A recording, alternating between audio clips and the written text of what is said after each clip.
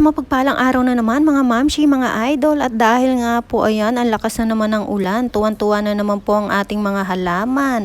At tuwan-tuwa rin po ang aking amo dahil nakasave po siya ng water, char. At dahil malamig nga po ang panahon ngayon po tayo ay magluluto ng ating nilagang patang baboy. At ayan na nga po, nilinis ko na po yung ating baboy at pakukuluan na nga po natin. Nilagyan ko lang po siya ng asin. At makalipas nga po ang 1 oras at kalahati, ayan, malambot na po yung ating baboy. At tinalbog ko na nga po sa kaginawahan yung ating sitaw at saka yung ating kamote at ang ating sibuyas. Kamote nga po pala yung ginamit ko dyan para manamis-tamis po yung ating sabaw.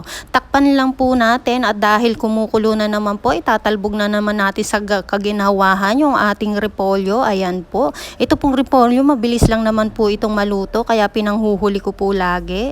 Halu-haluin lang po natin mga mamshi, mga idol, at takpan po ulit natin. Ayan po. At natakpan na nga po, kumulo na nga po. Naglagay lang po ako dyan ng asin at dahil matabang po.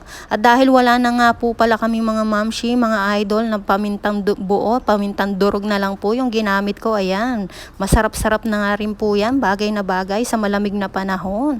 Ayan na nga po, luto na po ang ating nilagang patang baboy. At dahil luto na po mga mamshi, ayan, kain po tayo. Maraming salamat po. Follow my page. God bless po.